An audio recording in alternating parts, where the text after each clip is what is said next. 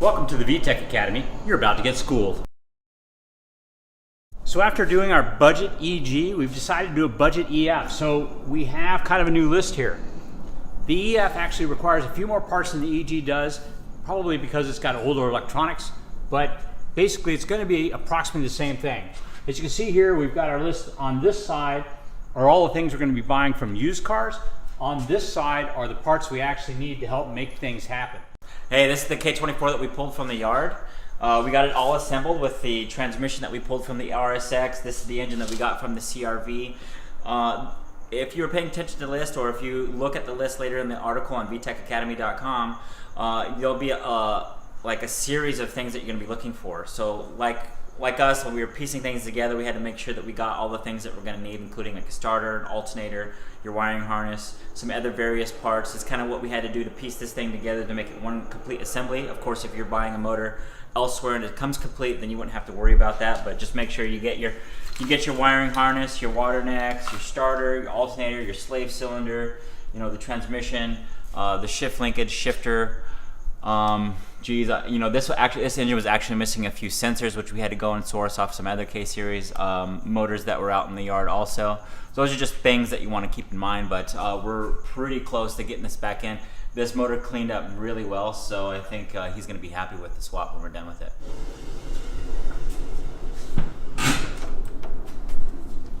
The engine harness we got was actually an automatic harness, and we're going to have to do some modifications. That's actually going to be a later episode. We're going to show you how to take the automatic harness, turn it into a manual harness. But we have some prep work we have to do to the car. Now, the engine doesn't really fit well in here. This is a small car. You'll notice that this transmission mount kind of hangs out into the opening. The timing cover is going to come right here, so it's going to completely interfere with that. Also, this proportioning valve's in the way. So what we're going to have to do is we're going to have to clear off all this stuff right here, and we're going to take the proportioning valve and we're going to kind of relocate it over here onto the firewall. Once that's done, we're going to have to weld a bracket in here, and that pretty much gets our engine bay ready for the installation of the K-series. But this is stuff that is for emissions purposes that some of it I don't think that we're going to actually even reuse. I think it's going to be a race car only, so I don't know that he's going to actually register this or not. And if he does, he's a wild man. Hydraulic transmissions are operated with an electronic sensor. What's really cool about the transmission that we're going to use, which is RSX base model, but also this works with the Type S as well, is that speed sensor, the VSS, will come out of it, and you can reuse your cable VSS. It'll go directly in place of that, and so that means this is one part that we won't be removing and we'll be reusing.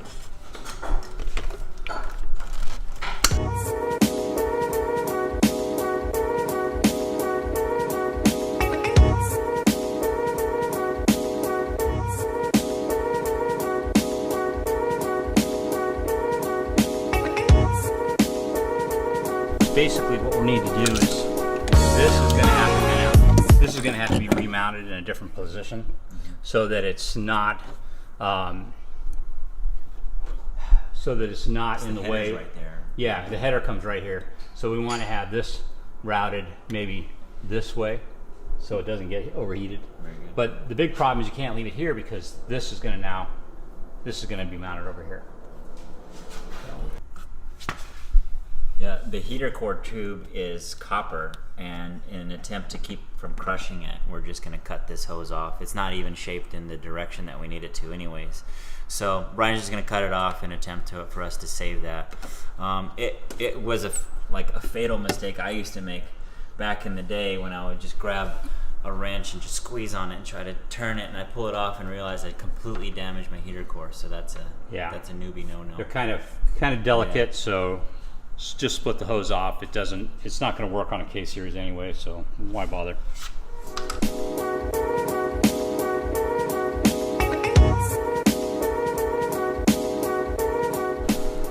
I'm getting rid of all the AC stuff. I'm doing a tuck. An AC tuck. Wow. Now you can't even tell it has AC now, huh? It's in the he- trunk, doesn't work, but it has it. I think he just told us to tuck off. So part of this procedure for getting this off is there's actually some springs in there that help maintain pressure in the rear braking system when you're coming off brakes so the car stays more stable. So when we take this bracket off right here, this black bracket, what's going to happen is this is going to try and separate. So one of the things we do is we put a clamp on there. We're going to clamp it together, and that way as we take the screws out to move our bracket around, this thing doesn't try to separate. Next thing we're going to be doing is we're going to be bending the brake proportion valve over up against the firewall. While we do that, we have to be real careful not to kink any of the lines, because if we kink any of them, we have to replace them. Just all we want to do is flip this bracket over so that we can put it up against the firewall. So it's a clean install. So it's a clean install. Yeah. You see a lot of people that just kind of have it zip tied Yeah. up to the edge, and that to me doesn't look good. These use safety Torx bits. I don't know if you can see this. See this bit? That's what the screw is. It's actually designed not to come apart. They've actually come in here and scored the threads so that it, kind of lock it in there. So when you take it apart, it's going to straighten that damage out a little bit. But it's a pain in the ass. We've got our bracket screwed on the other way. We can now get it up against the firewall. This might wind up removing this. Just drill out a couple spot welds, take this off. Probably we can get to the firewall now because the AC evaporator is gone. So probably drill a couple holes, and that way we can bolt this firmly up against that. If you notice, there's no kinks in the lines. We just kind of straighten out a few where they need straightening out, and then kind of put a little extra bend in a straight section of this one down here. And now we'll be able to attach this up against the wall and get it out of the way. All right, here's the fun part where we're going to start shedding some metal. This bracket has to go. It's held in by a series of spot welds. Now they make really cool fancy spot weld bits for taking these out, but we're going to use something a little bit different. These are a lot cheaper. This is called a pilot point drill. Pilot point drill. Basically what happens is once you have a small hole in the center, you can see these raised edges will come in and just kind of clean that spot weld right out. So it's kind of an inexpensive alternative to going out and purchasing the rotor broaches or spot weld drill bits. And I like them because they're long, so sometimes when you are close to something, if this drill was down here close, it'd probably be interfering right here, and a lot of the spot weld drill bits are really short, so I kind of prefer using these. First thing you need to do though is you need to center punch all the spot welds. That way your drill doesn't drift off to the side. I usually use a snap punch. I don't have one with me today, so we're just going to use a good old-fashioned center punch.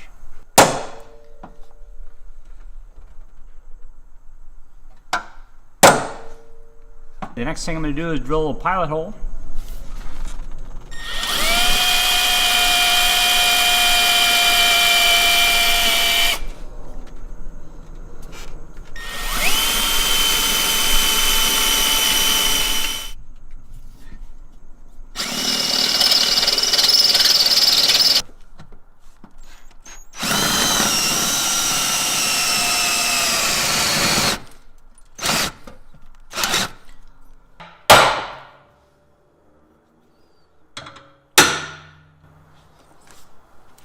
Not that I usually complain about cheap tools, but this is a Harbor Freight die grinder. Uses a lot of air. That's fine. That doesn't bother me. But check out this cutoff wheel. It clogged up with steel. I have never had that happen before. It's smooth. It's like it was polishing it.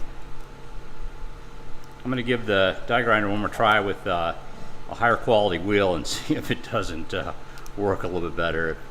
Otherwise, in the garbage. I'm hoping it's just the wheel. The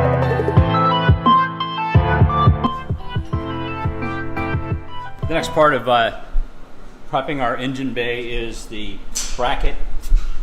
It bolts in, or not bolts in, it winds up getting welded in right about here. Now we actually have two locator holes. That one right there, another one right here. That helps us make sure we get the bracket in the right place. Now I do suggest when you're doing this to put the bolts in and test the engine to make sure everything lines up straight when you get it in there. You have to be careful that this isn't angled because it'll actually affect the width of the engine mounts. So you want it pretty much straight up and down. But use the bolts to locate it.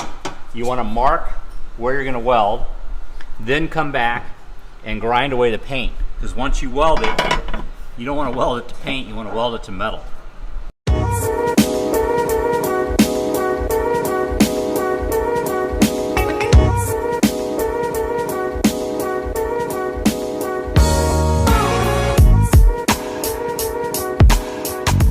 We'll probably go ahead and paint this with some weld-through primer. And that way, once we're done, we can just simply clean this up a little bit more, go buy some paint, the right color, and paint it up. Okay, so Brian turned me on to a really cool app on your, you could use any smartphone. I believe it's probably most likely Android capable also, but it's called Row 52. And on here, you just search which vehicle you're looking for, and as you can see, we just searched for the Honda CR-V. Alrighty, I found him. He's hard at work already. Shit, you're almost done. Well, no, it was mostly like this. Somebody took all the engine already. The transmission already. Yeah, so it's pretty easy. It's just this mount right here. I already took the harness off. Do we need this ECU? It's automatic. Yeah, you can use it, actually. What year is this again? 2004? Yeah, it was open. No, we don't need this ECU. All right, so looks pretty easy, except this is what they give us to remove the engine with. So we have to get creative because I actually have a chain here. I don't know what else we can rig up to. You know what I do? I No. cut a seatbelt out. You're a wise man, and we got the cutters here. All right, let's do this. The thing was like 90% out when we got here. They were nice not to chop the wiring harness. That's a biggie. Also, so basically it was held in by a heater hose and a fuel hose. A heater hose, a fuel hose, and a mount that was broken. So that's pretty much it. We got away with the alternator, the charge harness. It was automatic, so it's not, the starters from the automatic and the manuals aren't the same anyway. Right? Well, but it doesn't matter. They're interchangeable. Sorry about the racket. Yeah. Some stuff we would like to have had, but you know what? They would end up charging you for the alternator separately anyways, right? Is that how it works? Sometimes I can fudge it through. In fact, when we purchased it, we used my membership area. Oh, I get a big discount here. I like this. I'm a regular.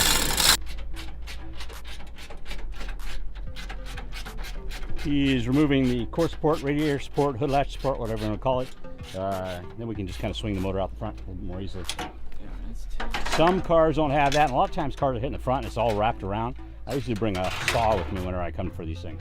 They don't want to go straight. Yeah, I had to come uphill with it, but I mean they're really nice, and it's actually lighter than it appears. I thought this was going to be a lot heavier than it actually is. I find they're easy to roll with one person front, one person rear, not so much when they're. One of the other things they do is they provide these handy dandy wheelbarrows you can use to move things around as well. Anyway, let's get it all ready. Yeah. Somebody do a swap this out.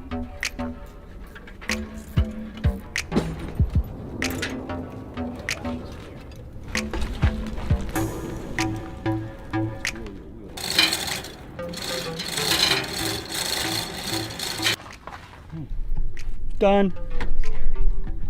Thank you, Shannon.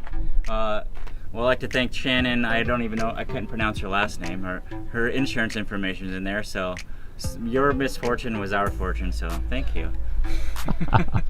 Well, we had a pretty successful trip.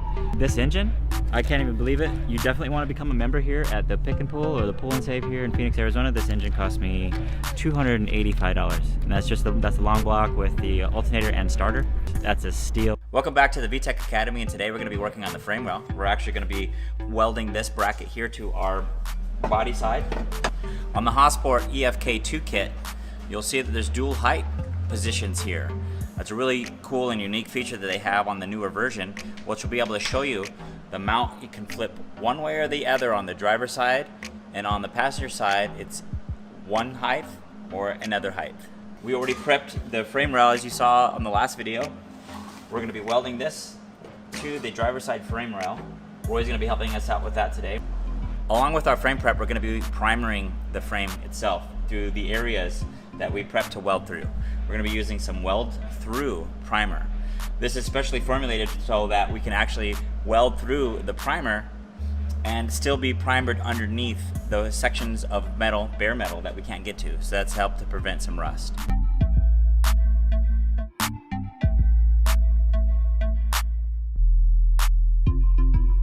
Robert has painted this primer. It looks like this is painted too, and actually that's just raw steel from our bead blasting process. We did paint the backside though, and the reason we did that is so that if water were to get down in behind here, it's not going to rust stuff out. So there's some primer there. Basically, we're going to put our bolts in to hold it in position so that we can weld it properly. Now, one thing about this, it doesn't require a lot of welding. I've seen people put these big, beautiful welds all the way around the edge of it, and that's totally overkill. 5 little 1-inch stitches are going to be more than enough to hold this in here. One of the places you do want to make sure you get welded is up on top, so it doesn't want to peel away. So I'm going to want you to go ahead, get here, get along here, and just again, like it welds as wide as your finger. You know what I mean? Sounds great, man.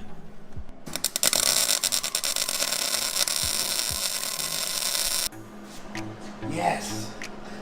Even though it was popping. There you go. All the way around. Cool. 1, 2, 3, 4, 5, 6, 7, 8, 10. If you did Don't go it. crazy. 10. I have to do 10. Just kidding. Stay out of there. Yeah. You're all. He just likes to weld. I It's know. fun. He's just showing off. Cool. Looks good. Using the Row 52 app, Brian was able to locate me a base model RSX at another local yard. That app is outstanding because when we're looking for stuff like transmission, shifter cables, axles, intermediate shaft, that the other vehicle didn't have when we were just looking for a CRV, we were able to locate that right away. And it came in, the actual transmission, shifter cable is actually still in there, so we're about to walk over there right now so you can check a look at that. Well, here is our base model RSX. We're going to be working for this one. As you can see, the front end is completely smashed in and the core support is covering up the transmission quite a bit here. So I do have some work ahead of me. Brian couldn't make it today just because it was so random that I just had to show up whenever I could, and he wasn't able to make it. But we're going to take the axles from this, the intermediate shaft, and the shift cables with shifter. Here's our shifter. Kind of dug in here, so it looks like someone might have been in here already, but it's all there and complete, so that's a good thing. These boxes are notorious for breaking. Back in 2005 when I did my first K-series swap in our EEG, these plastic tabs were snapping off here along with the cables were breaking. So I went through a few shifter boxes and cables, and of course back then it was so new that I had to buy the stuff brand new from Honda. We spent hundreds of dollars in that stuff. Our CRV motor did not have an intake manifold. Fortunately for us, the base model RSX manifold will actually bolt directly to our CRV engine. This one actually has a throttle body, which has all the good stuff that we're going to need there, and I'll probably take the throttle cable off of this also. We're almost to the transmission now. We got some of the stuff cleared out, and I got some most of the bolts out and the rear motor mount. So next is to figure out how to get this axle off and the other axle, then we'll drop the cross member. All right, we got the motor out. This is our new 5-speed base model. Brian showed up to help save the day. He had to come out here anyways and saw that I was out here and said, hey, I know you. Not exactly. But here it is. The 5-speed actually shares the same bolt pattern as the 6-speed, so there's not going to be much change as far as the mounts go when you start. No, they're identical. So in fact, you can convert these to 6-speed if you want to do a little machining and swap a few parts. we just left the yard. Ended up coming about a little bit more than we anticipated. It was $575. If we were to assemble an engine, like if we were to be able to pull out a CRV motor and then bolt on the RSX transmission and then bolted all of the accessories on, then it would be considered one unit, and then they would sell it at that discounted rate. But since we bought parts separately, that's what increased the cost. So At this particular yard, I believe that would be the loophole, aside Brian having a 20% discount card for being one of this yard's members. They have like a membership program where you say set 20% off the parts. So actually it would probably end up costing us $1,000 off the street. Since he's a member, we were able to save at least that 20%, which puts down $800, and then it would have been at least about $700 if we had assembled one.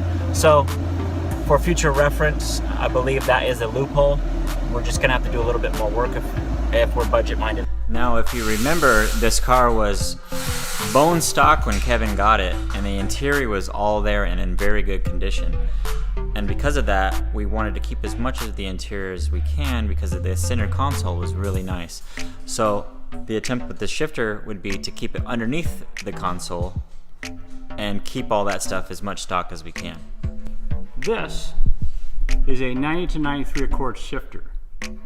It has the same action as an RSX shifter. When you go back and forth like that, it pushes and pulls. When you go forward and back, it pushes and pulls the cable. It's all metal. These things work really nice. It's also a very compact design. Now, nobody really makes a no-cut shifter for the CRX because the tunnel is so short. So here's the centerpiece taken out of the other shifter. It's a little bit larger than this opening is right here.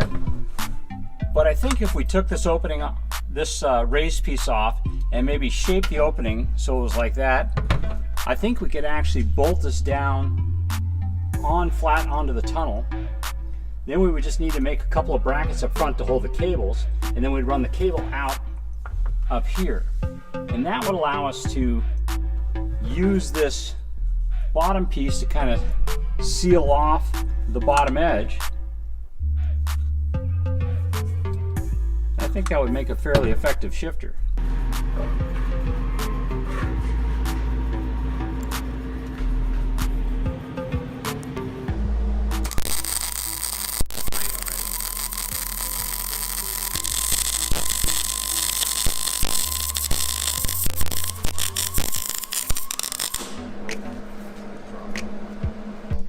This is the stock K-Series shifter. It's kind of tall. We kind of have a unique situation with the EF. It's got a short tunnel and a short center console. So we came up with this kind of cool little thing to try to make a more compact, low profile shifter. Now, this bottom section that has all the shift assembly, this is actually off a 90 to 93 Accord manual transmission car. We're gonna bolt this below the car in underneath the shift tunnel. Then this plate's going to go on top of the car. Our cables will come in, go forward, then out through the floor. If we use this one, it would sit up quite a bit higher. That's nice for racing and everything like that, but it doesn't really fit underneath the center console. And we're trying to kind of keep the interior stock looking. Another solution some people do is, I don't know if you've seen a couple of companies make a plate that allows you to mount the shifter, you know, kind of down inside the tunnel. The tunnel is really short on an EF, so when you do that, you tend to be sitting right directly on top of the exhaust with that shifter plate, and then it gets really hot. One of the things I really like about this design from the Accord is it's all metal, with the exception of a few of the bushings that are plastic or Delrin in there. It's pretty much an all metal shifter. Our plate is also all metal, so it's gonna be really sturdy. You're gonna be able to slam the gears hard and without breaking it. I've seen a lot of these plastic ones, the ball down here will break, and then the shifter becomes kind of sloppy. So I think this is a nice little compromise. If it works out well, maybe I'll sell this little plate right here. You can buy it, but we'll go ahead and install it and see how it looks.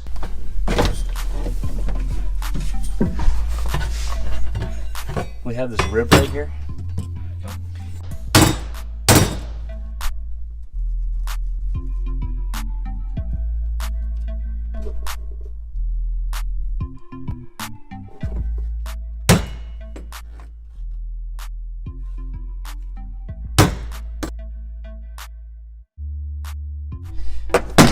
That cool.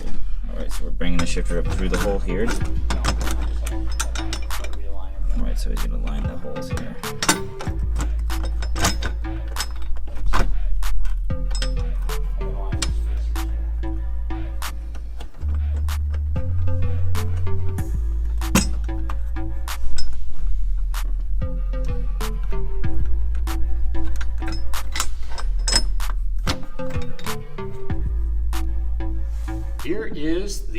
underside.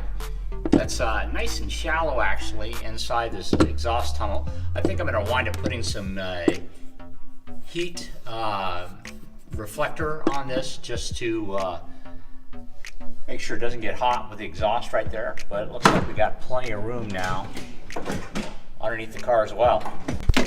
These are our cables, and they're going to mount in like this. This right here is where we need to make a hole for the rubber gasket to go through, and it needs to be at about that angle so that these are straight.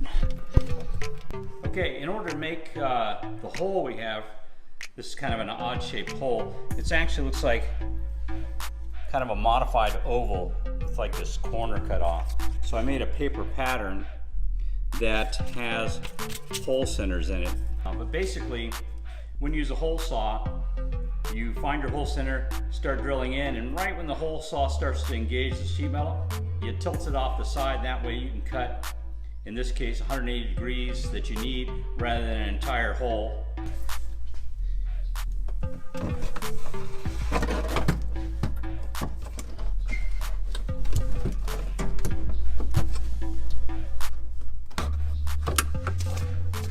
Yep. Cool.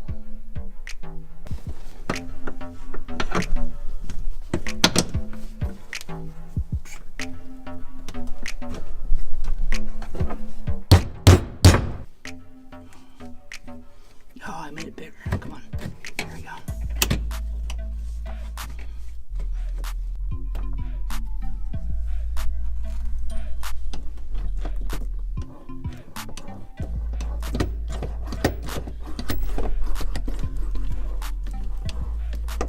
It connected to the transmission, it finds center pretty easily. Yeah, it does.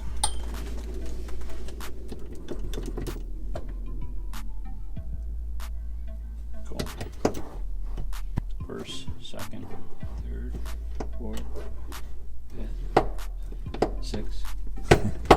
Reverse. By the way, when we get done here, we'll find out what my wife's work schedule is and schedule the next day to. Oh, this is nice. Doesn't hit anything now. Wow. Yeah, and this is small enough, it seats. While we have the dash out, it's a perfect opportunity to get the hole drilled for our cable to hydraulic conversion clutch line, which is this guy here. Our line features two sizes, one for the inside of the vehicle and one for the outside of the vehicle. And one of the features is a bulkhead nut that we provide with this particular kit. So to get through the firewall, we're going to drill a hole. This body happens to have the sound deadening material here just underneath the carpet. Most vehicles have this stuff. If yours hasn't been pulled out yet, that's what you'll have there. And to get back there, we're just going to do a really clean hole through it instead of tearing it open. We're going to use this hole saw. And so actually all we're going to be doing is just sawing a hole through this material to get us to the firewall. But we're not going to actually drill a hole this size for the line to go through. But what's cool about it is we'll actually use this as the pilot hole to use our to start the hole for the clutch line to go through. Okay, so general area, we're going to use this section by the gas, depending if you have a vehicle with a heater core, that would be consuming this area. So it's usually you end up drilling a spot somewhere in between here. Every vehicle is a little bit different because just on the other side of the firewall is your brake lines.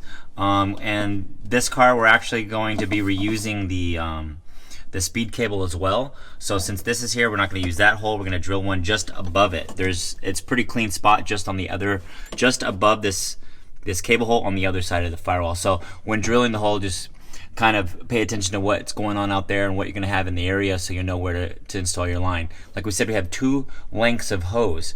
one for the inside, one for the outside. So let's just say if you had a K-series car where the transmission's on the passenger side, I'm sorry, the driver's side, then we have a 26-inch line for that, a 27-inch line for that, and it's a really clean install. If you have a B-series transmission or say an H-series transmission on the passenger side, then we have a 34-inch line. You flip-flop the two depending on which length of line you want on the outside of the vehicle, and then you have a length to work with inside the firewall as well.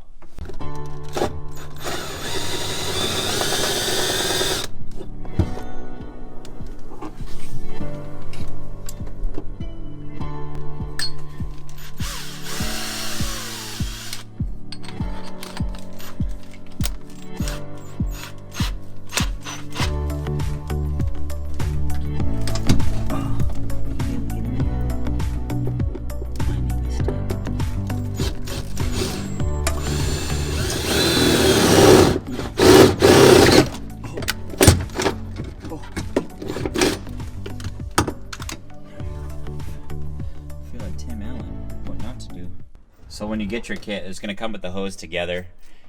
You'll just kind of put the two hoses together, and depending on which transmission you decide to use will determine which line or hose you want to use. So in this case, we're going to be using a K-series, and we found out that the 27-inch length works really well. It tucks it really close up against the transmission and the head. And with the hole where we placed it, it'll be a really clean look.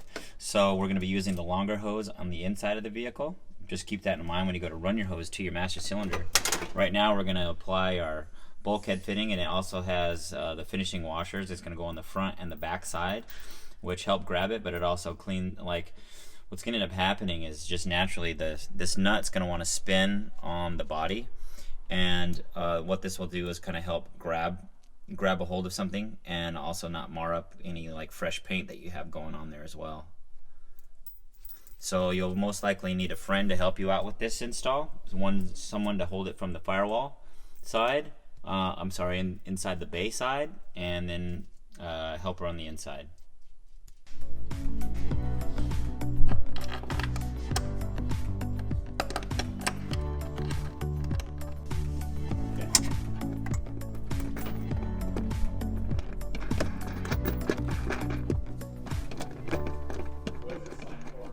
The hydraulic line. Well, for the clutch. Duh. Of course, it's hydraulic line. But for what? Yeah.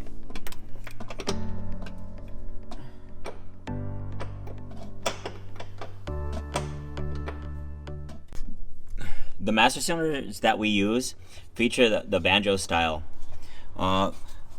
The most commonly used Wilwood master cylinder is the MPT threaded style. And what ends up happening is when you use the MPT, when you need a 90-degree scenario, the fitting itself isn't casted into the master cylinder. It's actually threaded after the master cylinder has been casted. So that means that the threads could always end up pointing the wrong direction in that case. Since the position of the outlet is critical in this case, that's why we went with the banjo style. Also because we don't have a lot of room here to work with using like a 90-degree fitting anyways. This right here allows us the perfect clocking, which lets us run our line exactly how we need to. In the past, we had no choice because Wilwood had actually just come out with this version, and we were stuck with the MPT style, which really limited us with what we were able to do. So all the master cylinders that we sell now will be this style master.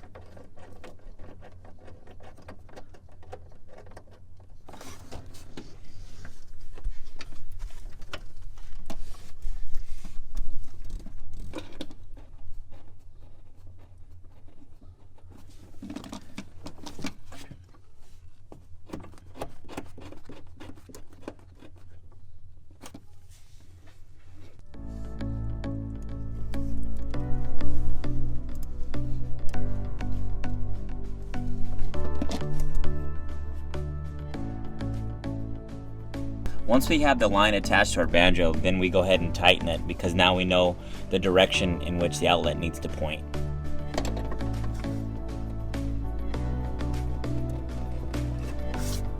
Reservoir is going to be installed inside the engine bay, and the feed tube is going to be directed directly through the original cable hole. So the hole here on the firewall that the cable came out of, we're going to somewhat seal with our fluid hose, which is DOT approved, and it's going to slide right through there. This hose is going to get cut to length. Once you have the length figured out, once it meets the master cylinder just on the opposite side of the firewall, we then trim it. Anything that we don't need, the hose kit is going to come with its own worm clamps here, and then our billet attachment plate here, which will mount anywhere here along the firewall that works and suits for you.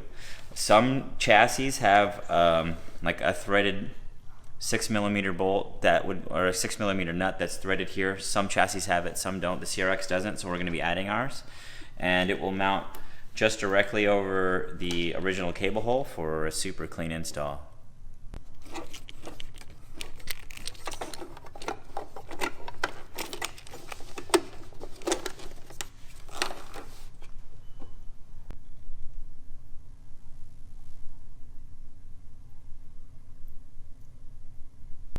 So we have our cable to hydraulic conversion installed in here. We already have the line attached to the transmission.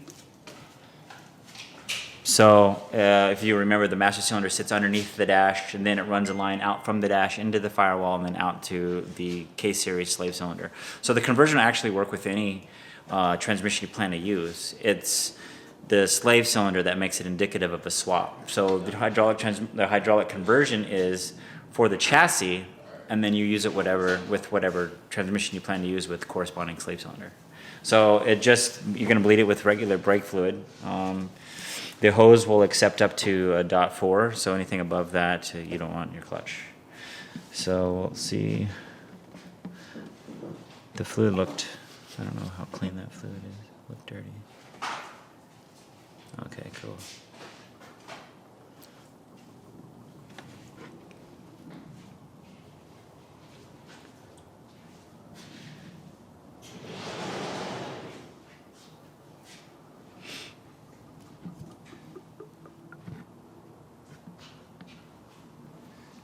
Did you want to pump? You're probably going to have to pump with your hand more. Okay.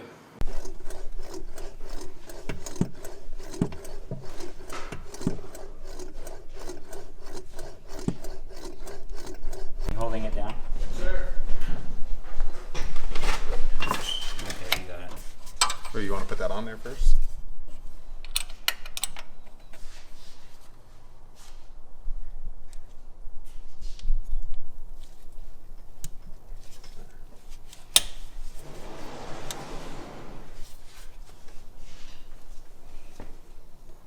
Pump.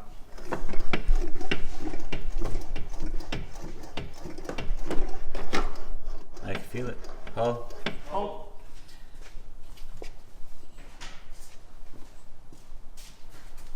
Pump. Pump. Pump. Yeah. It's not gonna do it. So in this case, I've been very successful just using a vacuum style bleeder.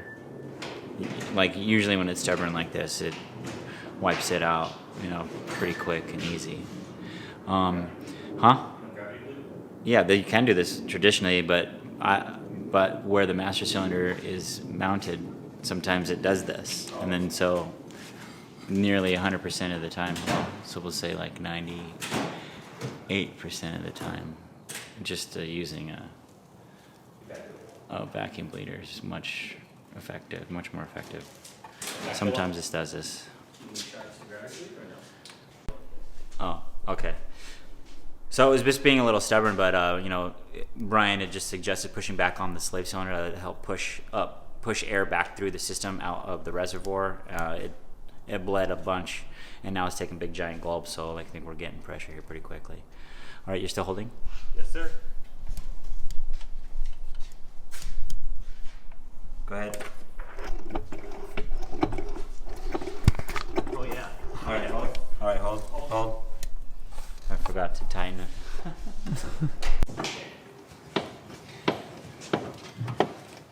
All right, so this is the master cylinder mounted directly on the pedal assembly. So this is just our cable to hydraulic conversion. It eliminates the cable altogether. It was pretty quick once we pushed the air out of the slave cylinder by pushing directly on the clutch fork. We were able to pump air out of the reservoir, and then it bled really quick. So, I mean, I don't know that was maybe more than 5 minutes before we got it to bleed.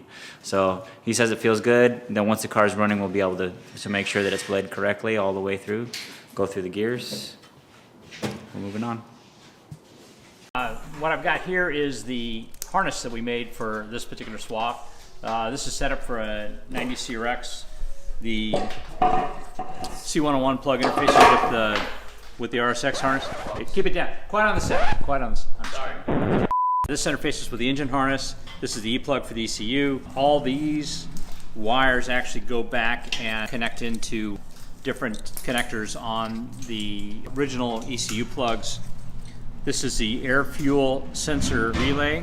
We're going to be utilizing the stock main relay on this particular car. Sometimes I'll actually put in 2 relays instead of using the stock main relay.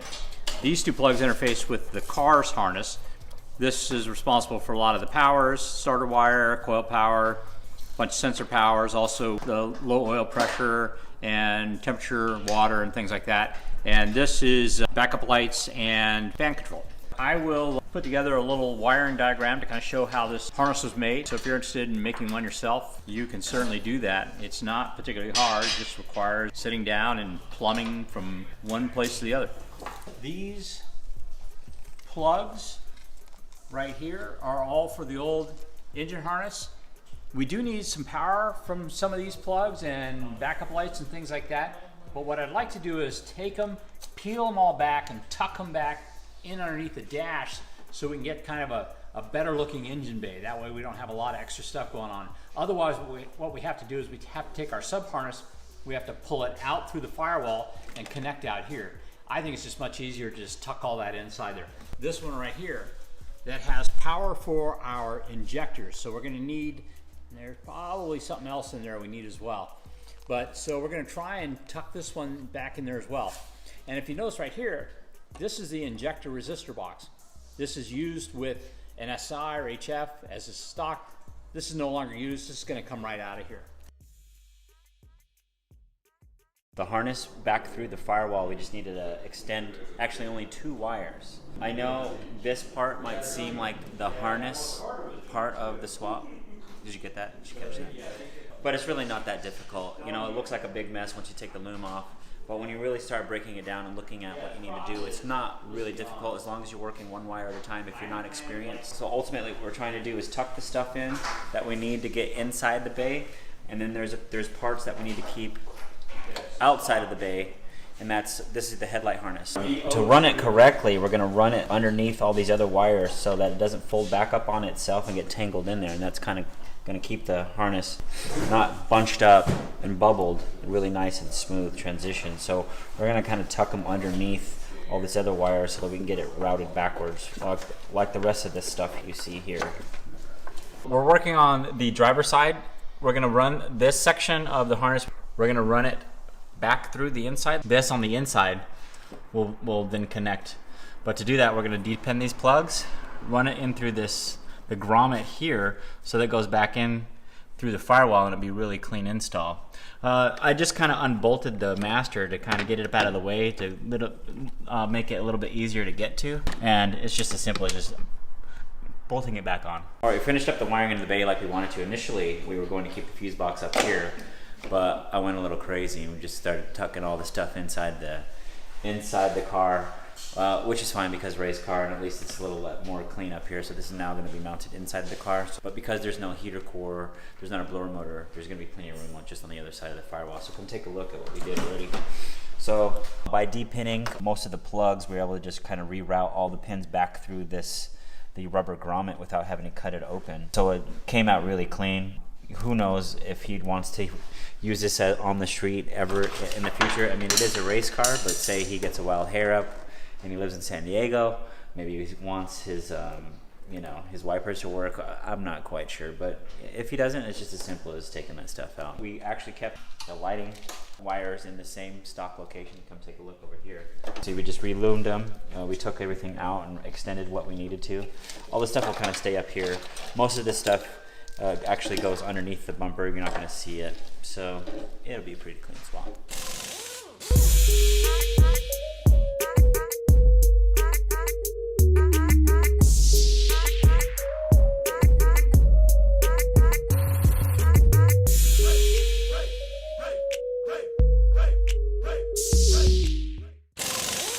On our last budget swap, we used the DC Sports budget K-swap header. It was about as good a price as any. Prices ranging from about $320 up to about $350. This time we decided to try a little bit different one. This time we have the K-tuned swap header. This was something that they were working on as we were coming out with that last swap. So let's check it out, see what it's like. Here we go.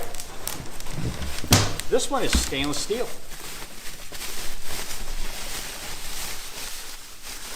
It's not polished, but hey, that doesn't really matter. It's budgeted. Now my understanding is it makes really good horsepower, so I can't wait to get it on the car and test it out for sure. But if you're looking for a slightly less expensive version, these run about $259 retail, which means you can probably find them for a little bit less than that if you go hunt around on the interwebs a little bit.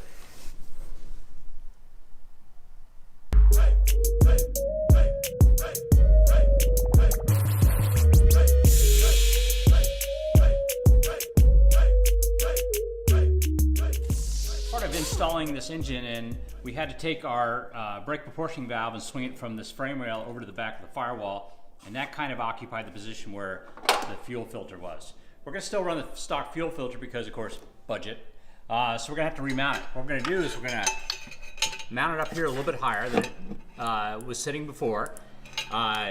This is our fuel line. It'll mount in the standard location. We're not going to have to change that at all. We've got some decent clearance to the header. Next thing we're going to do is we're going to take this fuel line, and rather than have it come pass out here, we're going to pass it straight off the side. And then right over here, we are going to mount our AEM fuel pressure regulator. That will go right here. We'll use this mount bolt right here, make a little bracket, stick that puppy right there. The next thing we'll do is we'll actually make a fuel line that runs forward and comes and connects to this quick disconnect here as well. The fuel return line will come out here and go down to our fuel return line, which is underneath the brake booster. So we got our fuel regulator on its little standoff. I think I need to do a little more trimming to make it fit a little bit better. It's going to bolt right here. Put our fuel line right there. Once we do that, we'll run a few lines. I think you were talking about doing it like this, though. Oh, that's right. You're absolutely right. Something like that. Sorry, my bad. This is how we're going to do it. We're going to mount it from underneath. Just like that.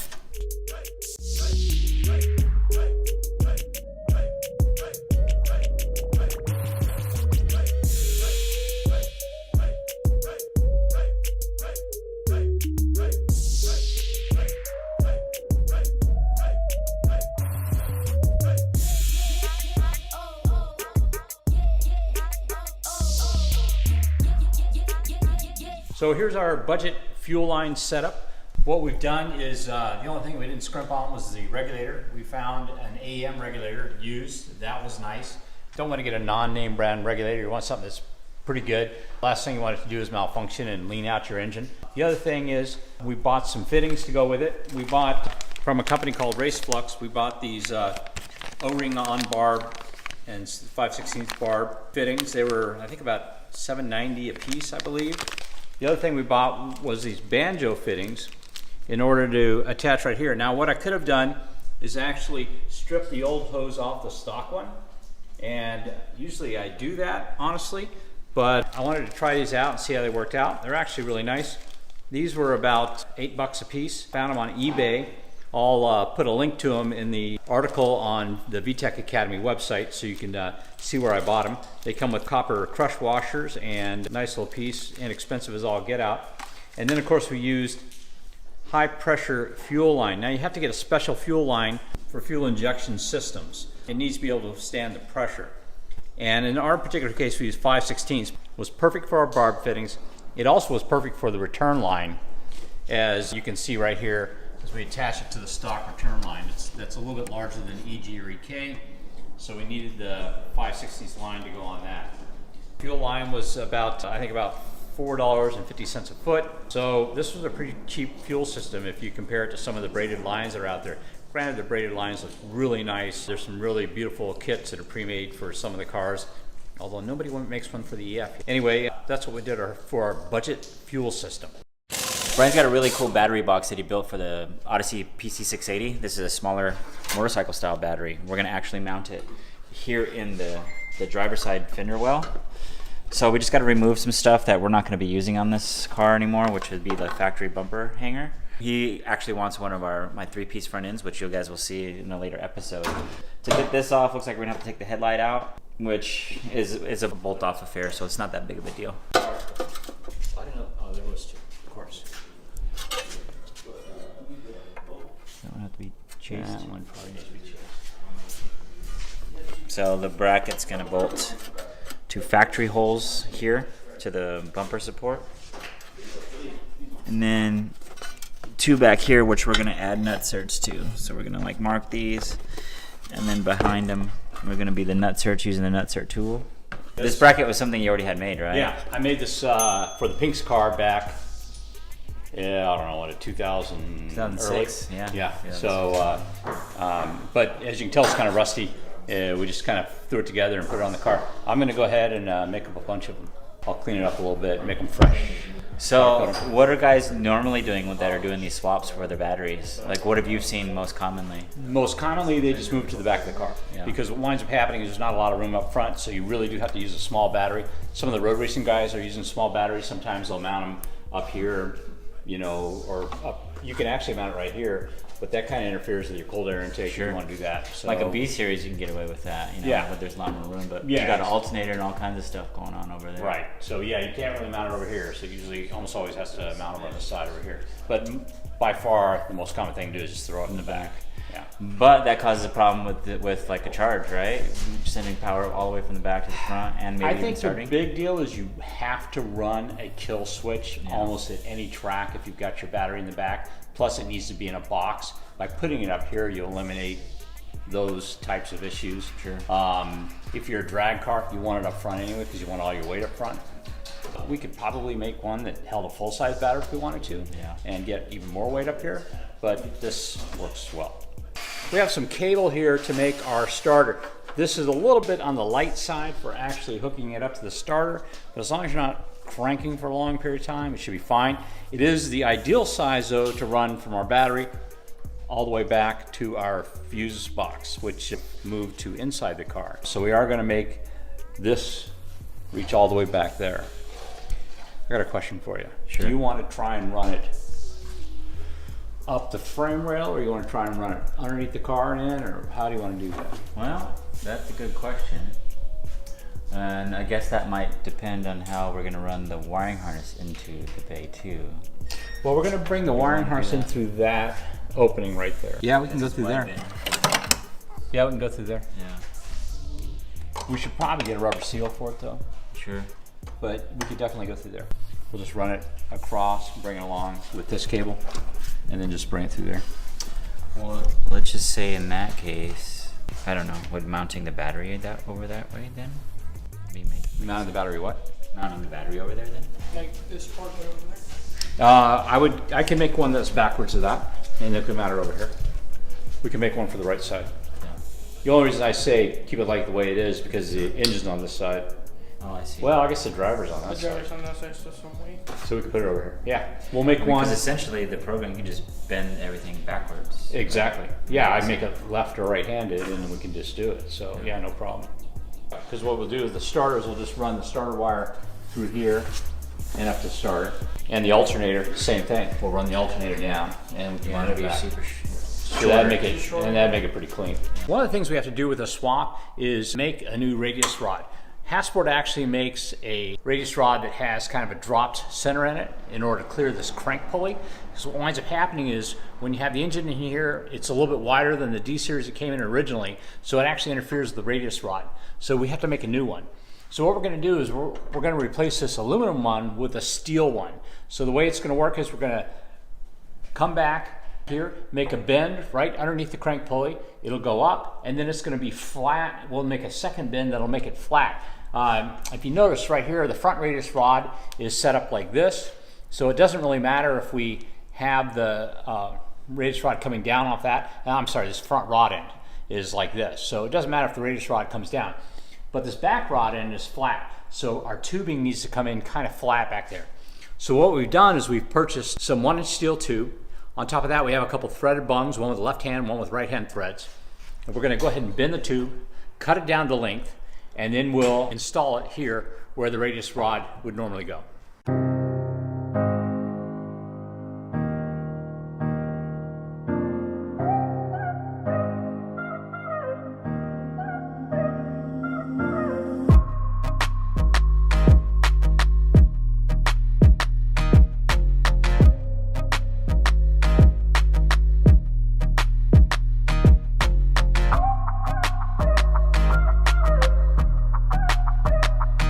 So what we're going to do now is we're going to make it about that long. So we have our threaded spuds. They'll go in about the same length as we still got to leave the nut in there. Cut about 1 inch off that, and then we'll see how much we need to cut off that.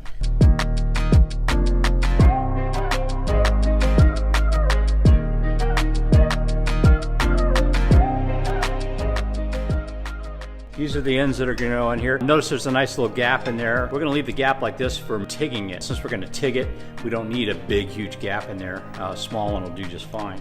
So putting this up against the other one, we now see we need to cut it right about there to make it the same length as the current rod that we have. So we're just going to mark that and cut that.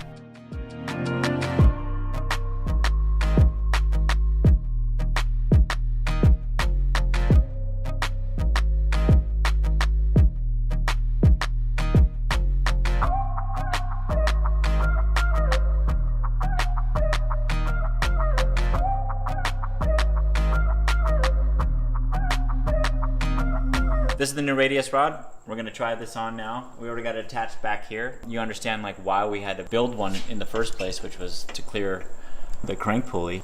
Brian aligned it already. That we do by twisting the heim joints in and out as necessary. It's going well. Like we said, because of the K series, the crank pulley sits down a little bit lower. We had to make this dipped rod. The rod that normally comes with this particular setup is like this other one on the other side. It's straight.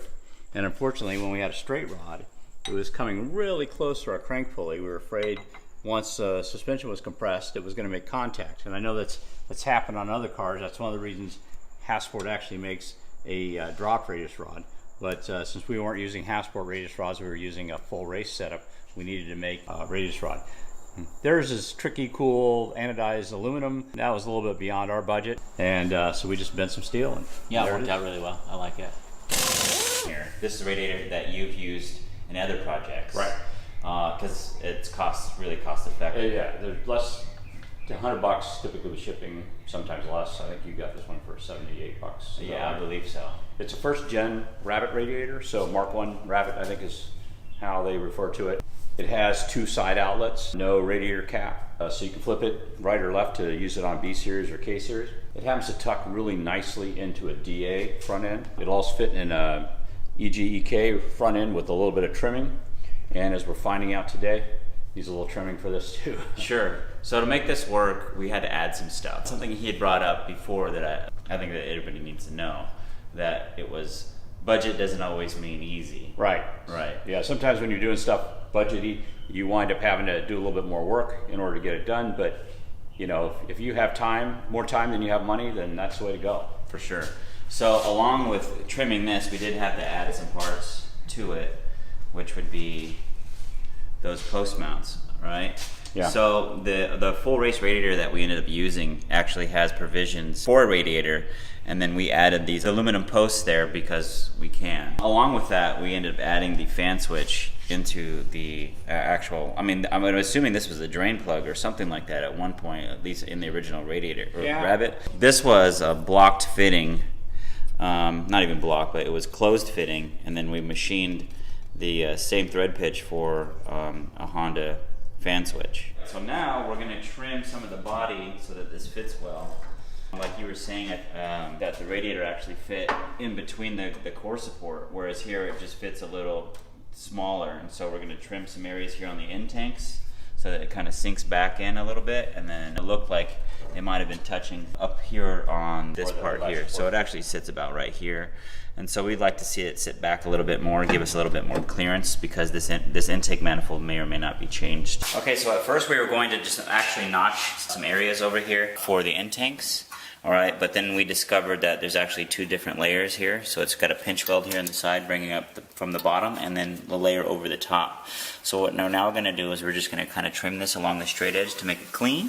And then to get from the bottom, we're most likely going to drop the traction bar here so that we can get in there and make a nice straight cut there. I'd like to try to keep the bottom of this radiator support to keep as much rigidity as possible.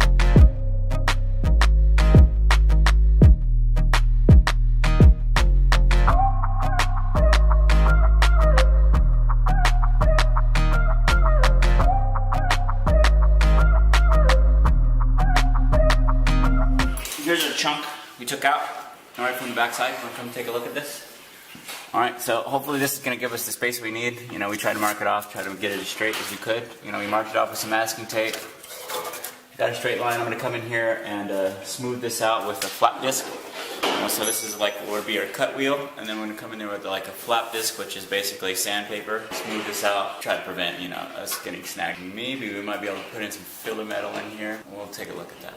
We got the radiator support trimmed. We're going to see how it looks. Drop it down to the traction bar here. Oh yeah. Oh my. You know, probably didn't have to trim the top. Yeah. Because he got some footage of us doing that. And we did trim the backside, which we got. All right. But it actually came out really clean. Almost doesn't look like, other than the paint scrapes there. But let's drop this on.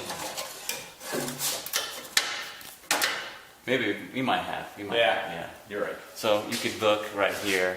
Yeah, we probably did have to trim it. You can kind of see how it swings back in here. But this is pretty much straight up and down. And jeez, look at that. If someone didn't know any better, they would say this thing was intercooled.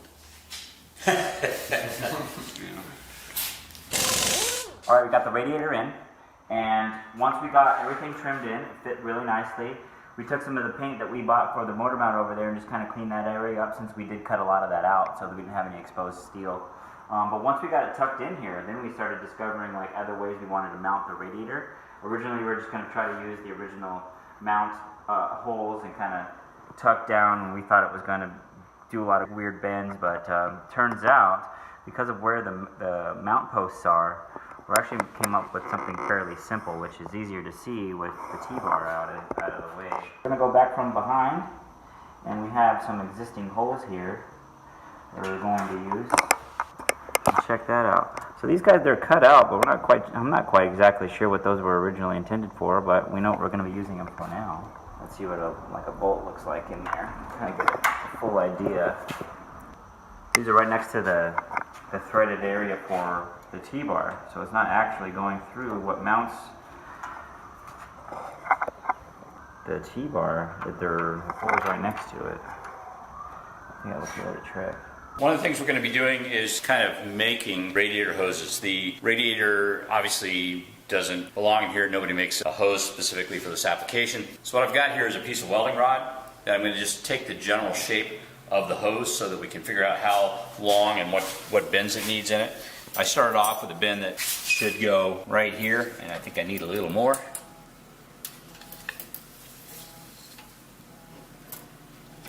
So that's set up for the beginning, and then down here It needs to be bent at a right angle.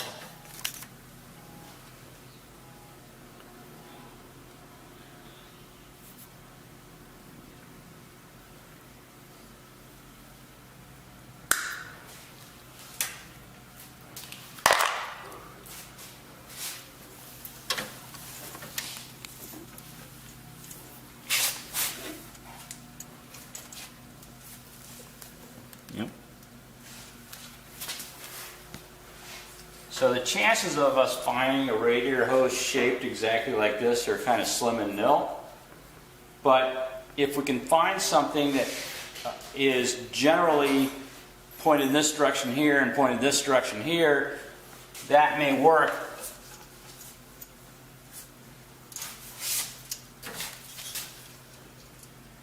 Remember, radiator hoses are rubber, so they are a little bit flexible, so we can do a little twisting and bending to make it fit a little bit better.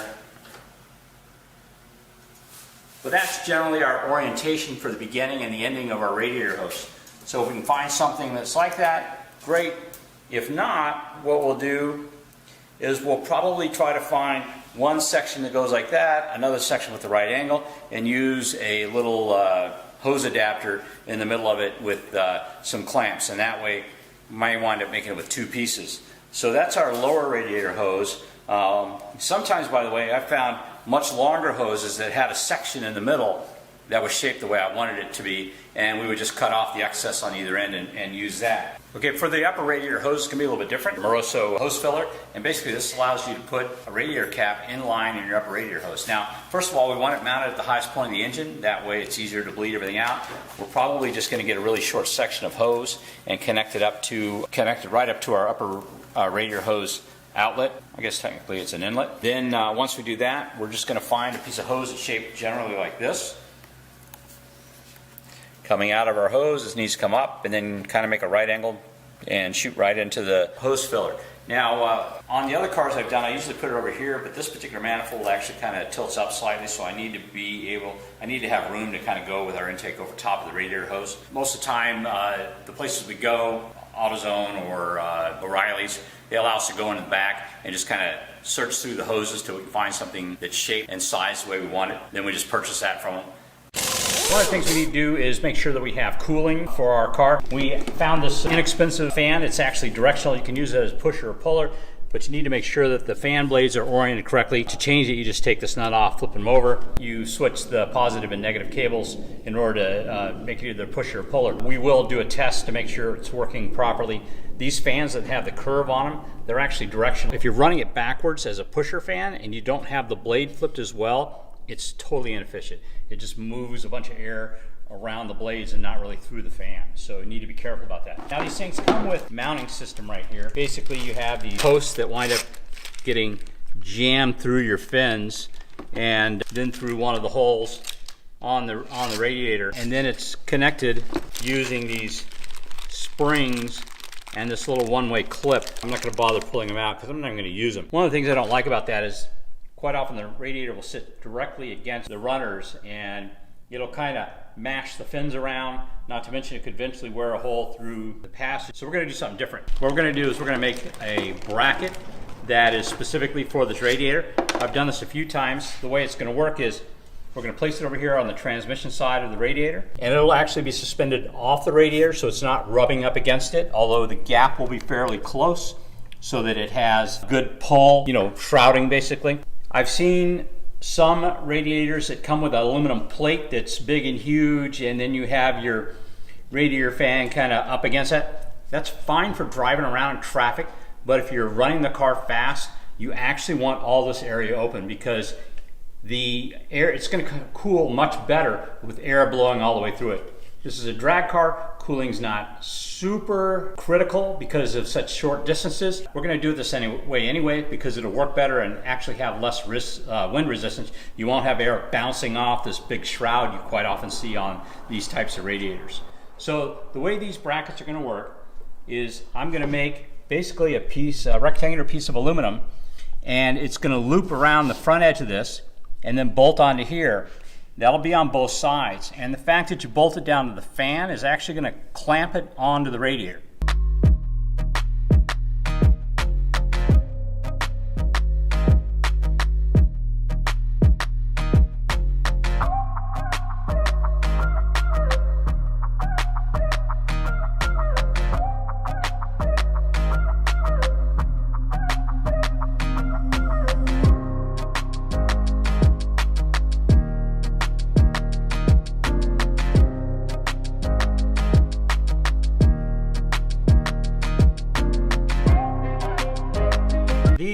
slots here are actually designed for 10 millimeter nuts or M6 nuts.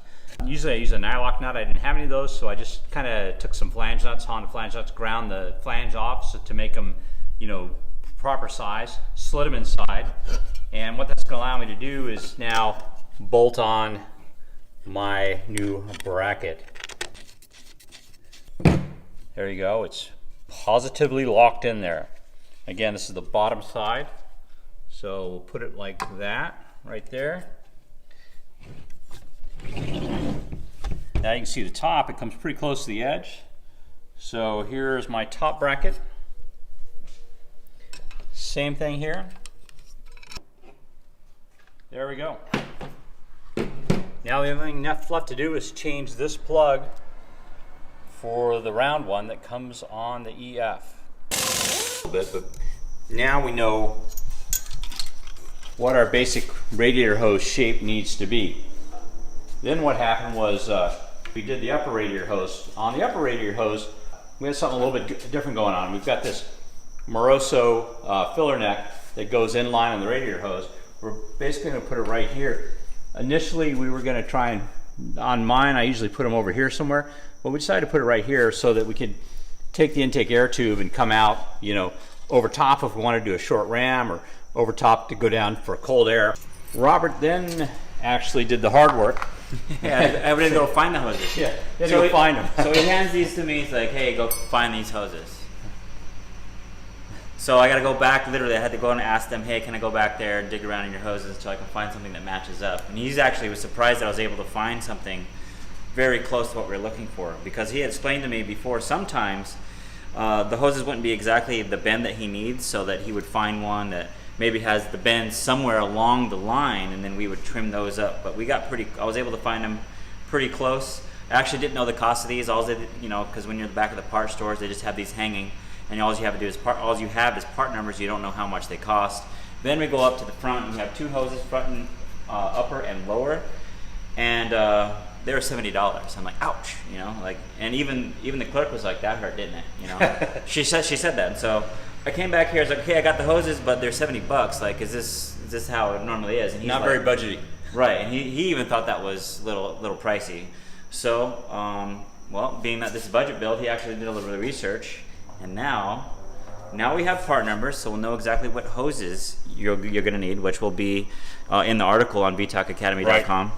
And then we went to Amazon, and lo and behold, we found the upper hose instead of $24. Yeah. It was $15, and then we found our second hose, instead of being $39, was only $28. So we're saving. We're saving some money.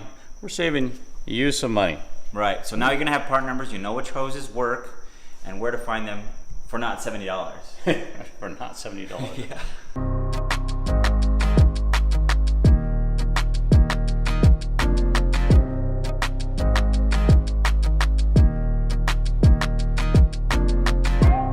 While they're finishing up the wiring harness, we finished up our radiator. We went ahead and powder coated these parts or the brackets, because we can. So this is the plug that comes on the fan here. So we're going to replace these pins with the chassis side. Needs to fit that.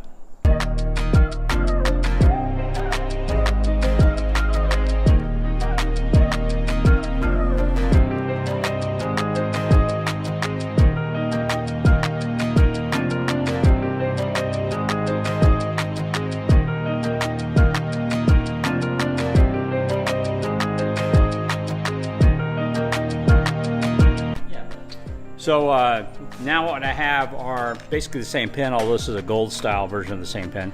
And I'm going to be crimping those on to our wires right here. So they'll get crimped on. The first thing I'm going to do is actually put the insulator on, because it's a pain to put on afterwards. Oops. We'll put it on and leave it on.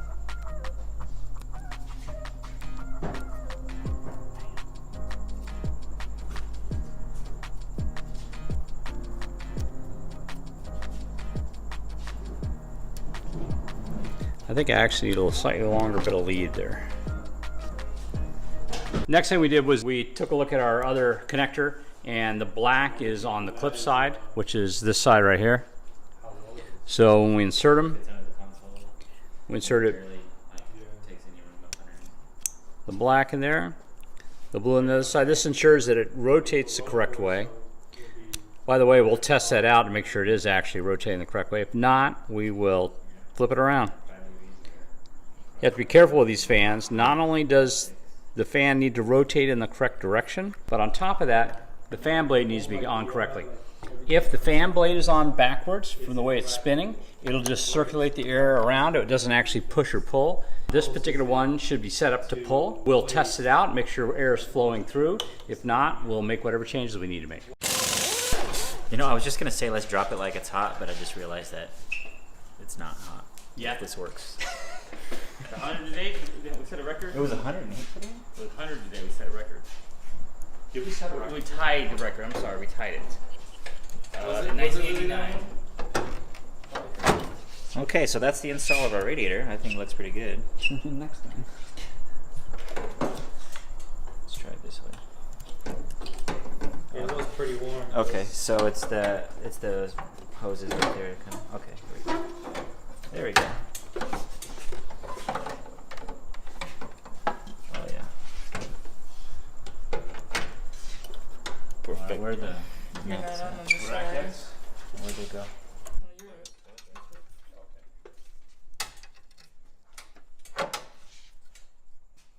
Here we go.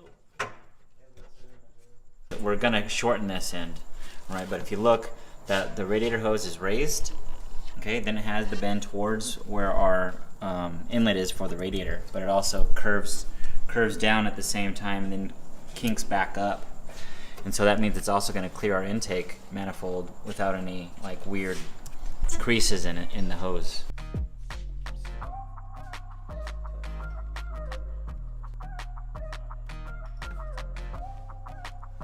Yeah, see, it's got all the bends we want. Bends up and over. So now we're going to add another section here, which, so it's our choice. We could end up using some pieces that we cut off to see what works best. It might even be a section of that. See, 'cause it's kind of, but they got another straight off of something else. Oh yeah, and that's not really the size. So I think it's going to be a section of what we cut off will end up working. So we just want to use the straighter section of that. Yeah, I think that's what's going to work. This bend goes right up to the factory thermostat housing. Like, there's aftermarket companies that make a thermostat housing that twists and turns based on what you might need. This one we actually don't have to replace the thermostat housing. This hose actually works really well. It's got the right bend that we need, along with the right bend that we need down here. There's just a little bit more length than we need, so we're gonna trim that. Oh, look at that, dude. It's too easy.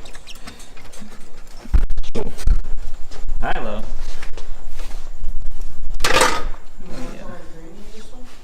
Yeah, I just need some hose clamps.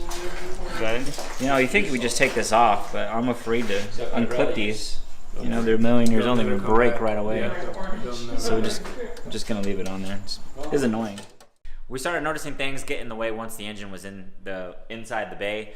We got the vacuum actuator that hangs out over here. Then we have the original throttle body with throttle cable stay, which kind of hangs out over here. And we do want to get a hood in the car. And so our clearance doesn't look like very good at all for what we're trying to achieve here.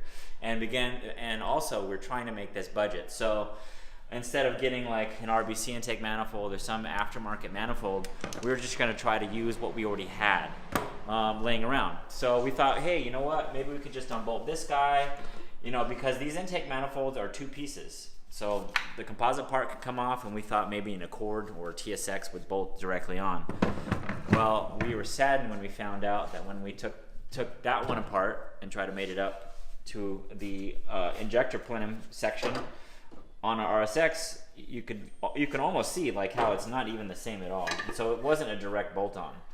And then we thought maybe we could swap throttle bodies from the Accord also, which the throttle cable actually is on the inside versus the outside of the RSX, and that will give us some clearance also. So if we put it up towards here, you can kind of see how that would work. And that will give us plenty of room, but guess what? The bolt pattern isn't the same either. So looks like we're stuck with using the original intake manifold and the idea that this is still going to be budget, and so that means we're just going to go ahead and use what we have. So what we're going to do, what we have done, is kind of dissected this to see how it comes apart and how it works. And like we were explaining, we have the long runners that run along the outside of the intake manifold, and then we have a short bypass. And so what that's going to do is allow air to run to travel the furthest distance or the shortest distance. Well, this is a drag car, and we're going to go with the shortest distance. So when disassembling this, we saw which direction that this piece need to be spun to get us the short side, and we clocked it the way that we need it, which is pointing down. We're ready to rock and roll. So most of the intake manifolds on the K-Series motors have this little thing right here. Usually there's another nipple that sticks off this way, goes over to the intake air tube. This is called an air assist valve. This is a pollution control device. It actually creates a little bit of vacuum around the injectors, so that until the engine's warmed up, the seals and injectors will leak a little bit of vapor, and that's what it's meant to do. Oftentimes though, like drag applications, other off-road applications, that's just really not necessary to have that. So if you look over here at this one, you can see the hole where the air assist valve is right up here on top of this radiator hose, upper radiator hose fitting. So that just happens to be a really convenient place to put your water temp sensor. On an RSX or any other K-Series powered car, normally the ECU tells the dash what the water temp is. On these older style cars, you actually need a sensor to send that information. It's a little single wire sensor. It's a little bit small to go in that hole, so we use an adapter. This is I believe it's 3/8 inch pipe thread, and on the other end is 1/4 inch pipe thread. And although it's not perfect, because this is actually British pipe thread, it's actually good enough. Put a little bit of Honda bond or ultra flange on that and screw it down tight, and it seals up really nicely. So this adapter pops right in the top there with your sensor. Then you just need to run one wire to your dash, and you get an accurate reading for your water temp sensor. The next piece of the puzzle here was the throttle cable. We tried a CRV one, it didn't work out very well. Emiliano, who's operating the light today, actually was able to get one off an RSX Type S, and it seems to work perfectly. It's a little bit long, so we've routed it out of the firewall, behind the engine, across in front of the fuel rail, and then looped it back, kind of the same way they do it on the stock car. The only thing that I'm having a little bit of difficulty with is this bracket right here sits up kind of high. I think it's going to interfere with the hood. You can see it's up there a little bit. So I'm going to perform a little surgery on it and chop it up a little bit and move this area down to right about here. The cable should still work the same way, and it should be nice and compact that way.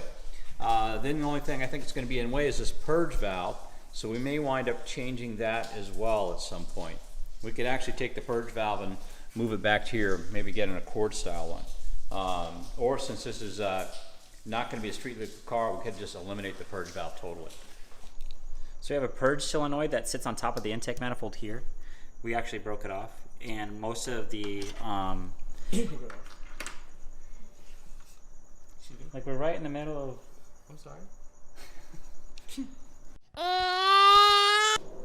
What Robert and Brian made up here was a delete valve. Don't ask me, man. I know everything. On top of the throttle body, there is a purge solenoid. I actually broke the nipple off of it trying to pull a vacuum hose on it. Matter of fact, a lot of the throttle bodies off the engines that we tried to find another one were broken too. Like because of the most of them are front end collisions, so the throttle cables were all broken along with that. So we tried to find another one. We weren't able to locate one. So since this doesn't really matter as far as emissions go in this car, since it's going to be a drag car, Brian made up an adapter which then blocks it off. Okay, so we ended up finding a vacuum hose that we turned upside down. We just literally just kind of shoved it in there, all right, like that. But to make sure that it stays in there, we're gonna put this bracket over the top of it, and it screws down just like the original purge solenoid did. This was made out of just like aluminum plate. Brian literally eyeballed it. He just kind of looked, guessed, and it worked really well. So what this is gonna do is make sure that vacuum cap stays down. This is the K-Series alternator. It typically mounts on the engine, kind of up a little bit high, and it interferes with the headlamp bucket on the CRX. Way back in the day when we did the first swap in the CRX, we noticed that was a problem, so what we did is we took this alternator and mounted it down below. There was an existing bolt hole we were able to use and mount it down there. One of the problems we found though was it offset this pulley a little bit. Now we were able to get it on there, but we had to use a slightly thinner pulley and a different belt, but we were able to do it. Right now, K-Tuned actually makes a kit that solves all the problems. This little kit comes with everything. It comes with a new alternator pulley that's a little bit offset. You can see it's moved out a little bit. It comes with this tensioner that bolts on the front of the block where the old alternator used to go. It has a belt that's sized properly, as long as you tell them what engine you have. And it comes with all the necessary mounting hardware, as well as a couple of new brackets to mount the alternator down below. And what's going to happen is it's going to go down where the AC compressor used to be. So that means there's no longer going to be air conditioning. But this will now be out of the way of the headlamp bucket, will be nice and low on the engine, and we're now going to have a shorter belt as well with a manual tensioner rather than the spring tensioner. All in all, it's a really nice product. Let's get it on the car. Let's see what they say goes first.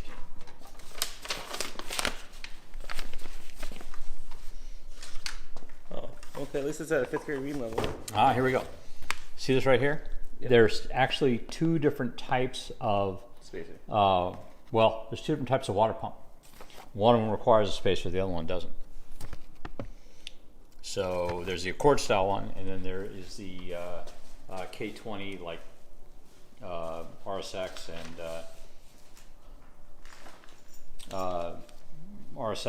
and CRV compressor. Yeah, there it is. So there's the hardware for that. So let's start off by installing this right here. Go ahead and open that stuff up. We've got a K24 out of a TSX motor, so we're going to actually need that spacer, but we need a slightly longer bolt.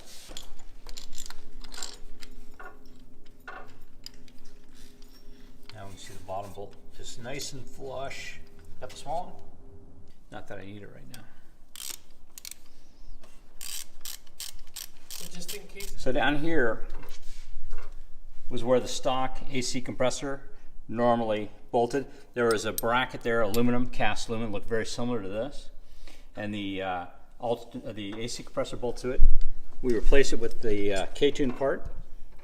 Looks like there are some aluminum spacers there. It looks Yeah. like it's just to make up the difference. There are some aluminum spacers there to bring it out away from the oil pan and make it bolt up properly. Looks like it still has that same curvature that the OEM cast part had. Yeah, notice how this angle and this angle is going to be the same.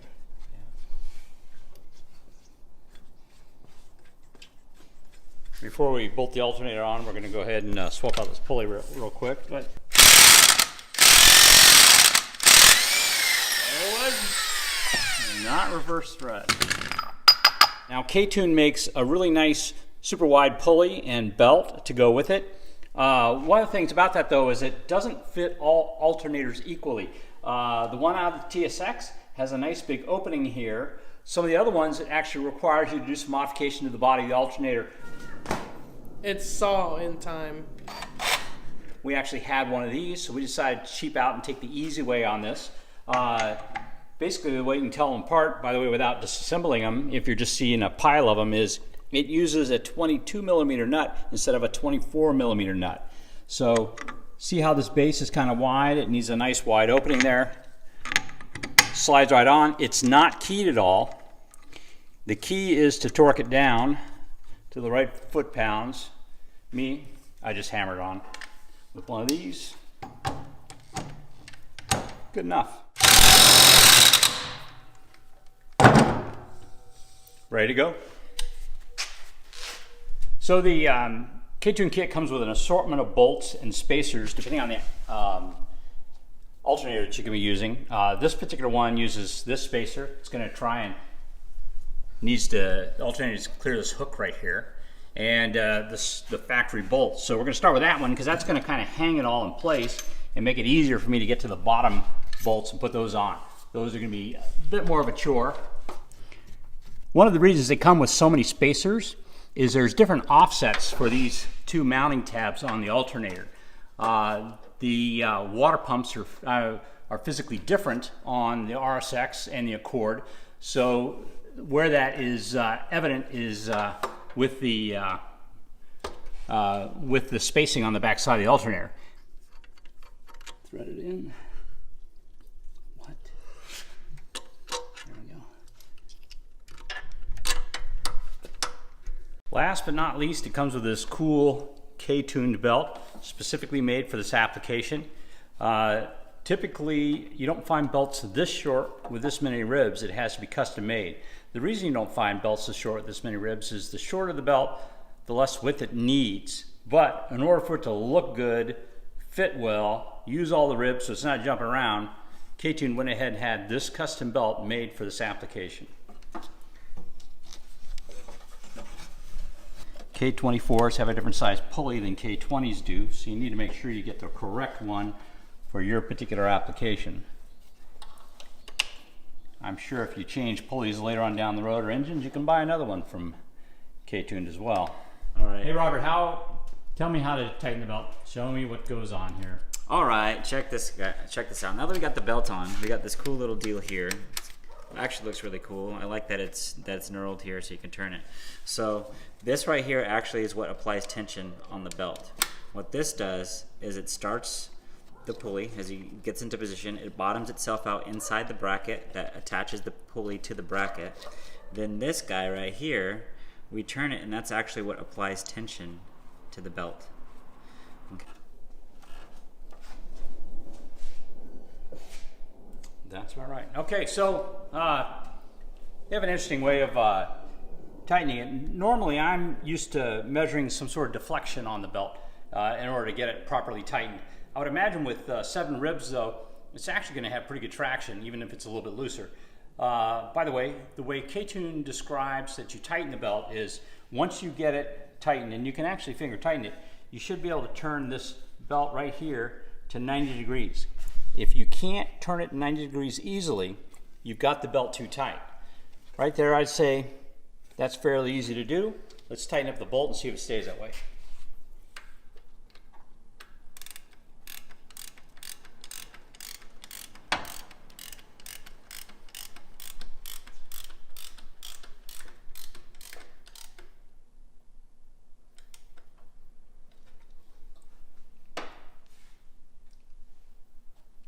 There we go, ready to go. So we ran into a little bit of a problem here. This is our alternator we decided to use. This is the TSX style one. Notice how the plug sits on the front side. On some of the other alternators, the plug is poking out this way. Now, what's wind up being a problem is when we put our radiator in, it actually interferes. And this is our fancy tuck radiator. Yeah. We're really proud of how it fit. And we were just getting ready to put the intake manifold. Actually, we're going to put this in there to start making our hoses with the intake manifold off so we can work around. I go to drop it in there, and if you come on top here to see, as I go to drop it down, you can see right where that plug interferes. You can see right here, it's sitting Yeah, it's sitting right on top on of the plug. So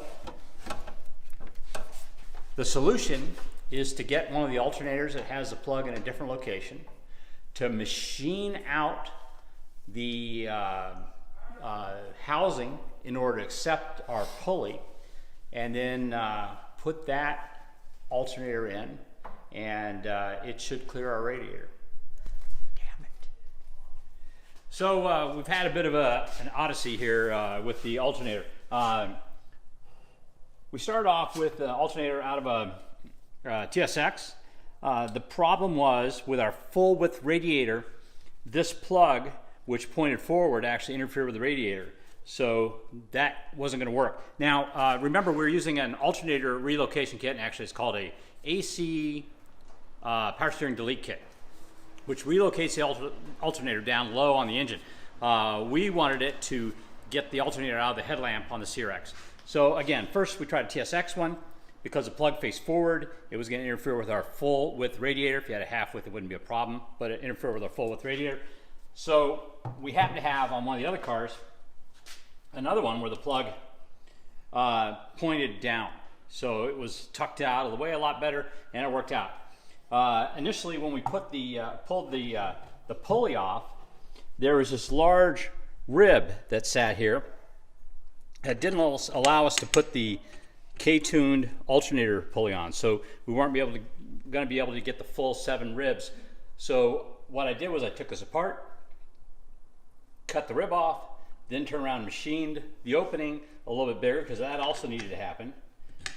But as I was doing that, I was comparing the pulleys, and I noticed that if it was seated all the way, as you can see right here, the pulley should actually be 1 rib off, and they're not. They're like 1 1/4 ribs off. So that was actually going to put our belt kind of not properly aligned, which was going to cause premature wear, a lot of heat in the belt. That was going to be a problem. So I did some measuring on the 2 pulleys, determined I could cut about, I forget what it was, like 80 thou off the thing, and that would then allow it to do it. But then when I did that, the nut wouldn't seat all the way, so I was going to have to cut a spacer on the other side. And I'm thinking to myself, K-tune, what the heck are you doing? Well, the problem isn't K-tune. The problem is the alternator. This alternator doesn't come on a lot of cars. It's actually kind of a rare one. This is the proper alternator right here. This particular alternator comes off the RSX Type S. It has the plug sticking out this way, so it's not going to interfere with our radiator. And if you look at its pulley, it's exactly 1 rib off, which is what we need. Now, what will happen is if you're doing this swap, this is going to work with any of the Nippon Denso alternators. If you use the Mitsubishi alternator, it's not going to work. That one has a slightly different offset, so you'd wind up having to make some spacers, doing some trimming, stuff like that. But as long as you have a Nippon Denso one, it's going to work. And you can tell the Nippon Denso ones because they have a dust shield on the backbone. This is the one from the RSX. This is the one from the Accord and TSX. And this one, no dust shield. This one is a Mitsubishi.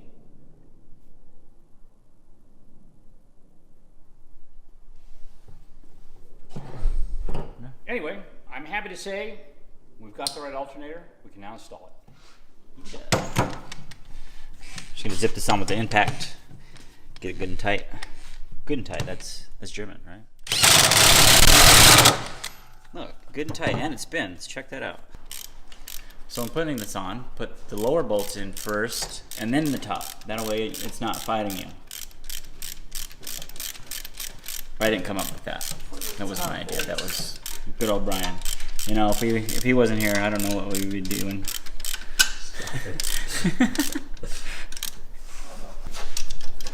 Okay, we got an alternator that fits. We got a pulley that lines up. We got a plug that points the right direction. And our power still reaches. We're ready to rock and roll.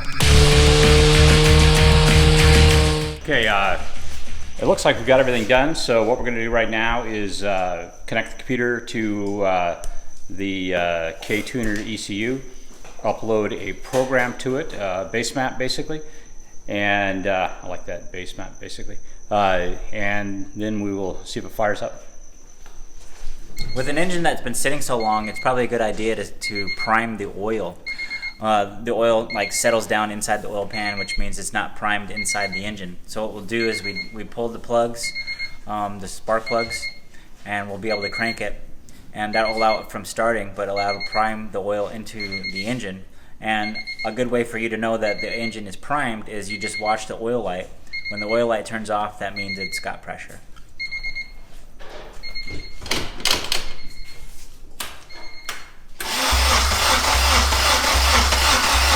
Key on.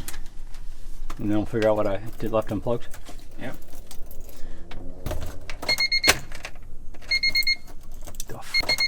Oh, it's flashing there. Yeah. Crank it over. Okay.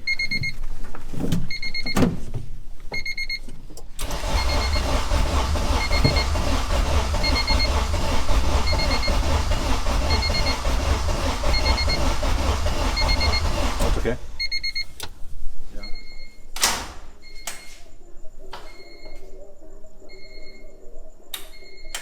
Dead. I don't know. Not enough juice. Crack it.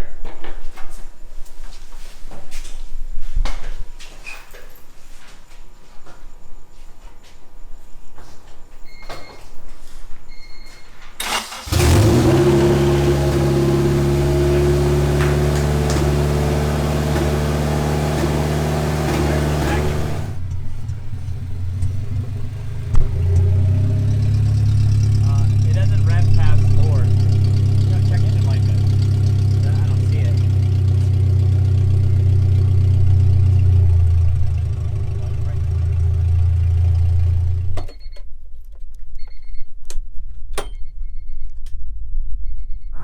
Okay, so we have our VSS working now, and to put it more succinctly, to tell you exactly what you need to do in order to get it to work, is you need to take on the B plug of the cabin harness, the B computer plug, the wire A16 actually goes to the dash. You need to get a jumper wire to go from B16, B as in boy, B16 on the cabin harness to A18 on the ECU harness, and that's how you get your vehicle speed sensor to work properly. That and this little 4,000% correction right there. Those two things, and you can run your K-Tuner ECU off of the stock VSS in the dash on your EF Civic and your DA Integra. So after a series of troubleshooting, we got the idle fixed right, we got all the codes cleared. These are base model axles. We noticed that the driver's side seemed a little short, so we're gonna go test that right now to see if it works.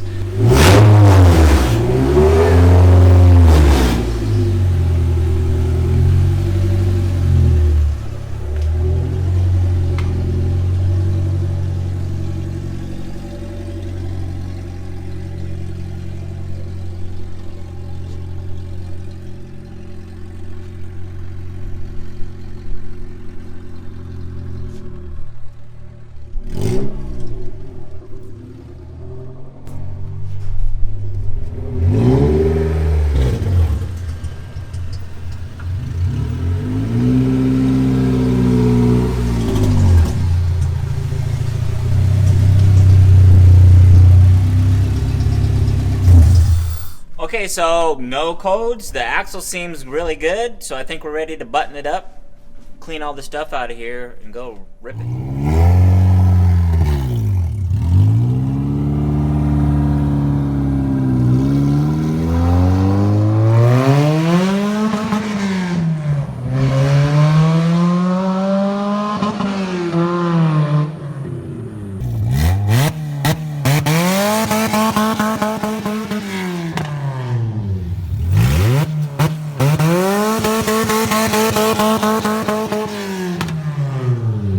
So after driving the car around a little bit with our new shift mechanism, I noticed that the shifter wasn't exactly where I wanted it. It wasn't centered as much as I'd like, so we decided to make a few changes to it. So what I did was I took the basic design we had and just adjusted some of the links between where the shift lever sits and the cables held, and that actually helped bring the shift lever a little more upright.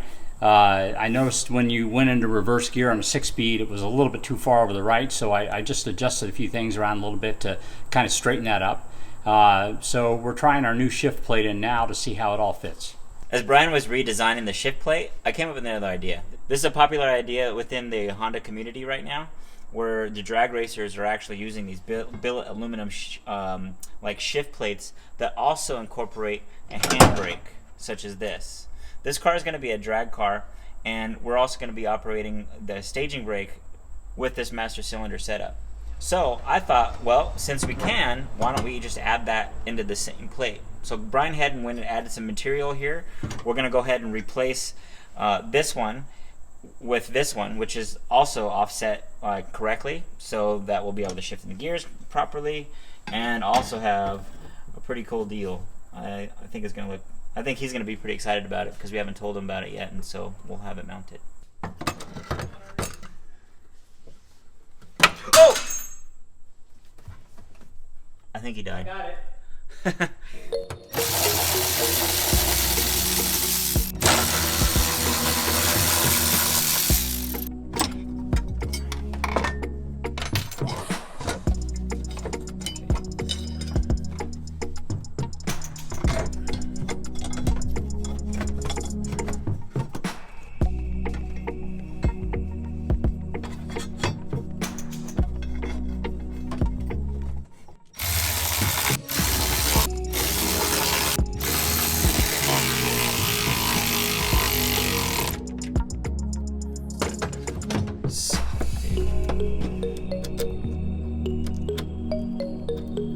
This is the Accord part. Yeah. This washer is. That was off the Accord. Okay, so that's something to keep in mind is that this nut and washer is off of the Accord. You're gonna reuse this. So this is the K-series shift cable. These bushings here is part of the shifter, the shift plate, and then this washer and nut is off of the Accord. But I'm just gonna give it a whirl.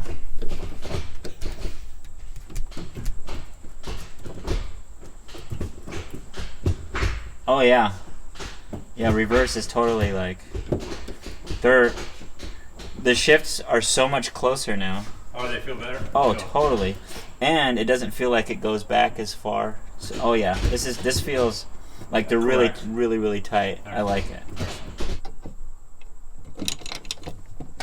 Hey, what do you know? Got my measurements right. Yeah. And I hate to admit it, but I only measured once. Nice, except now we need nuts.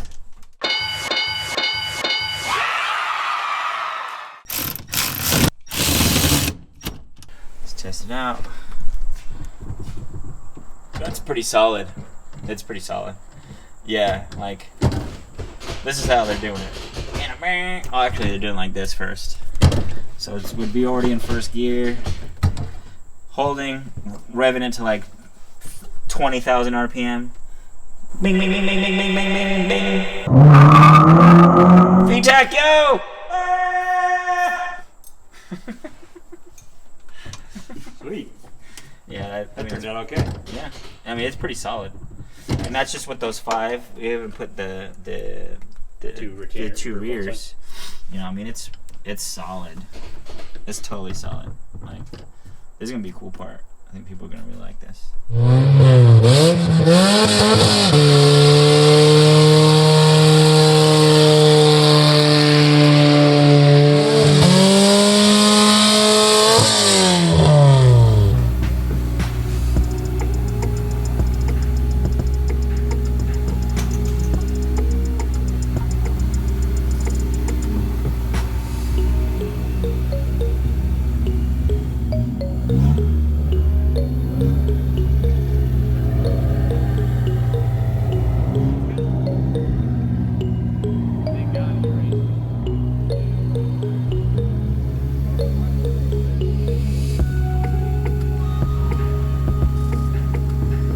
That concludes our Budget EF series. Thanks again for tuning in.